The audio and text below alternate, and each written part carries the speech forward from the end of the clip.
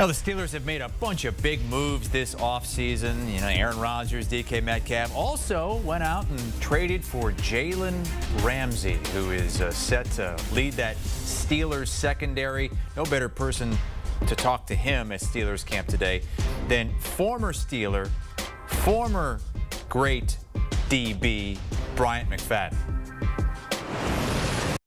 Bryant McFadden coming to you from Latrobe, PA, 2025 Pittsburgh Steelers training camp, now being joined by another high-level player, former All-Pro cornerback Jalen Ramsey. Yes, sir. Newly acquired Jalen Ramsey, man. How you doing? How you feeling? I'm blessed. I'm blessed. I'm feeling good.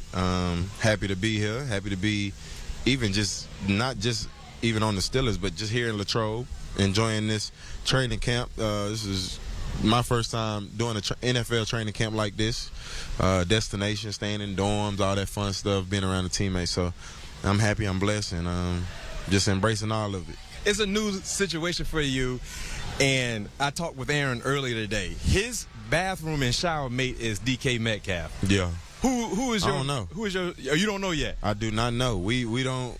Look, all I know is whoever it is, I done tried to figure out, but whoever it is, 3 a.m. in the morning, it's almost like clockwork. Around 3 a.m., 2:30, 3 a.m. in the morning, whoever it is, they go in that bathroom, and they flush that toilet. It's the loudest toilet ever.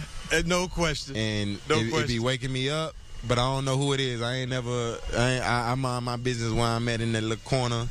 And he stay over there too. So Aaron, I guess DK, they got an unwritten rule. You can't flush the toilet after 10 p.m. because, to your point, it's the loudest toilet I've ever heard. It will wake you up out of deep sleep. Yeah. Maybe I need to get that rule. I don't want to wake up and it be piss in the toilet, but or something else. Yeah. That's a tough situation. Yeah, that's a tough deal to make right there. Man, when you look at your situation, man, when it became known that a trade potentially could happen with the Miami Dolphins, what made you accept the opportunity to come to the Pittsburgh Steelers? Football. Just straight up. Yeah. Football. And also, I felt like this is where God led me for whatever reason, and this is where he wanted me to be. And maybe it's, because I can focus strictly on football, not no question. about anything else, the surroundings, the superficial stuff, and get back to the basics and be in a secondary with some guys who I'm familiar with, some guys I'm friends with, some young guys who I'm a fan of, and kind of help, be kind of a puzzle piece to put some things together here, and just help this defense and help this team do the things that historically they've been able to do in the past. I spoke with Terrell Austin, Mike Tomlin, of course, and they all echoed the same thing. There's a lot of toys to play with on the defensive side. On the first level, at the front with Cam, you talk about TJ, you talk about Patrick Queen, the second level. Now you talk about yourself, Porter, Deshaun Elliott, Thornhill, Slade. Yeah. Man, how excited are you to be a part of such a talented group? I'm super excited. Super excited. Like you just named all those guys, right? So you put us on paper, and if you a gamer or anything, you play Madden with this team, you super excited, right? Oh, but I think you guys got the highest rated defense on Madden, by the way, too. So shouts out to Madden, recognizing. Oh yeah, we appreciate that, man. Shout out to EA. But then actually being here and going to work with these guys, and not just on the field, but in the meeting room, see how these guys think. Getting on the same pages with these guys, it's really been fun. It's been a new experience. It's been a learning experience for all of us, just because it's so new for all of us. Like, it's not like all of us were here together last year. And it's just been, it's fun being around like-minded people who are about football, who are about being tough, well-conditioned, not mediocre, like not accepting anything less than what we set out to do. So it's been fun. It's a lot of trash talkers on the team.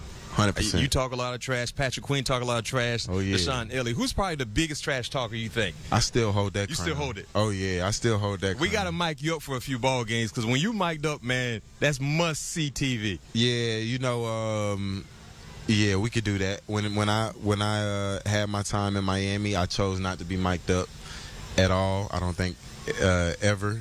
And that was kind of intentional at times. Yeah. You're mic'd up with the Rams though a few I times. was mic'd up with the Rams a few times. That was fun, and I'll probably accept that if they want to mic me up here with the Steelers, and hopefully, a couple of my teammates on the defensive side will be mic'd up as well. I love it. Have some fun. The attitude. We're gonna get some good content. So with QB1 Aaron, I played a game with him. I wanted him to build his all-time, wide receiver. Okay. Right. So I want to do the same thing with you. All-time cornerback. I'm gonna give a skill set. Right. And the first name that comes to mind for That's you, tough. you name that player. So the first cornerback skill set, ball skills. Ooh. Am I going like historically the game? Yeah, all time. It don't have to be current. It don't have to be active. It's like right now. All time. All time Yeah. Champ Bailey. Champ Bailey ball skills. All right, press technique. Revis. Yeah. You can't go wrong with Revis. Tackling. Are we doing DB or are we doing corner? Corner. This is all corner. We doing strictly corner? Strictly corner. Yours truly, myself. No question. Yeah, myself. I talk to you about your scoop game all the time. Yeah. When you form tackle and you scoop them, they go into the upper room. Yeah, I'm gonna go myself right there. Humbly, like, you know what I mean. I take a lot of pride. That's deserving, though. I take a lot of pride. Most corners who know the game know you don't just cover, you tackle. Yeah, for sure. All right, so let's go off coverage. Ooh,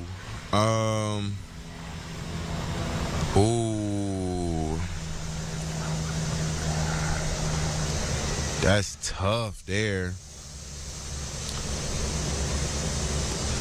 This gonna throw a lot of people off. I'm gonna go with Kyle Fuller though.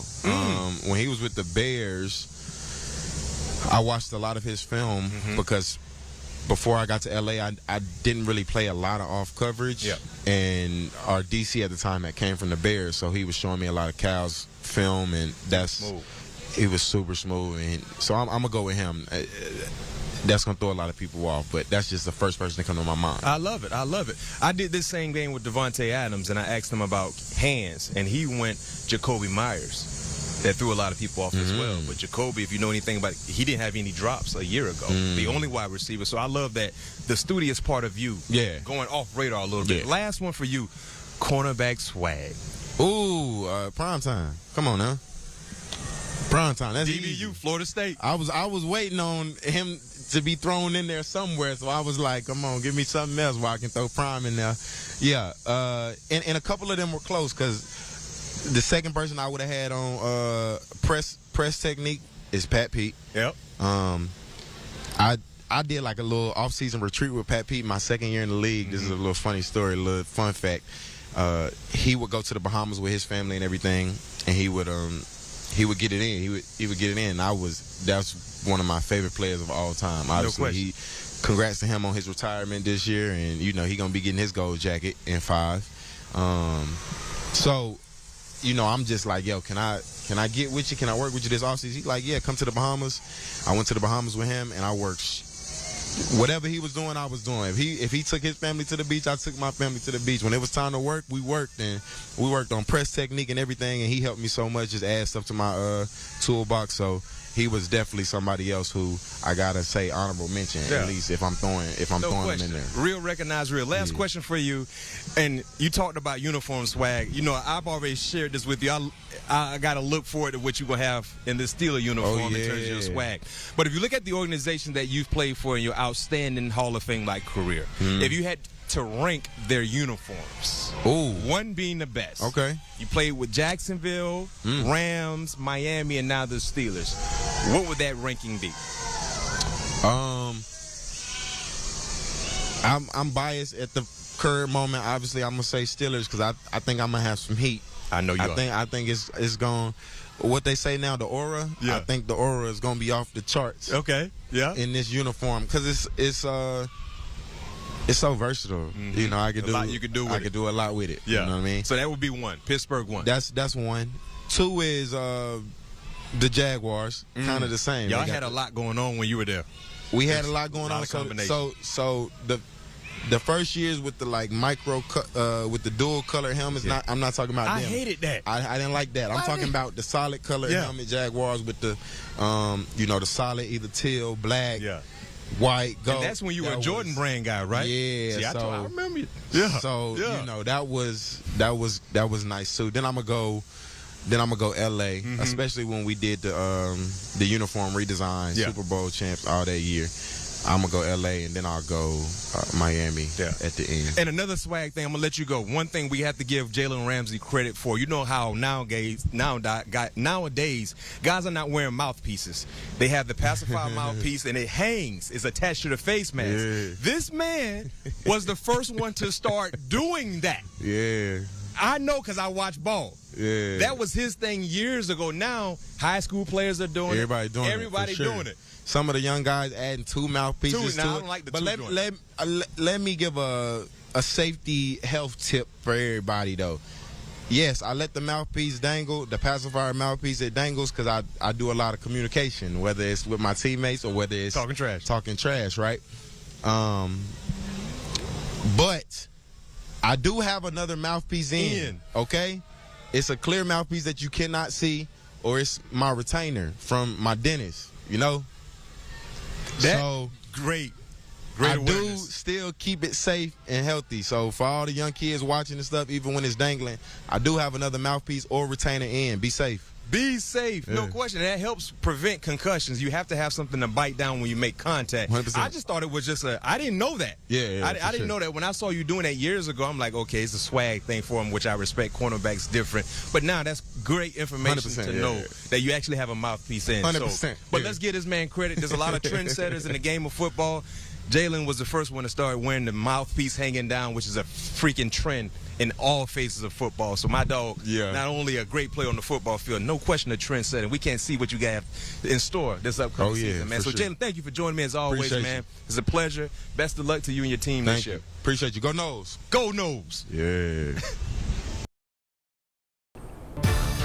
After the Steelers' 3 preseason games, they will open up the season on CBS, 1 Eastern time, against the Jets.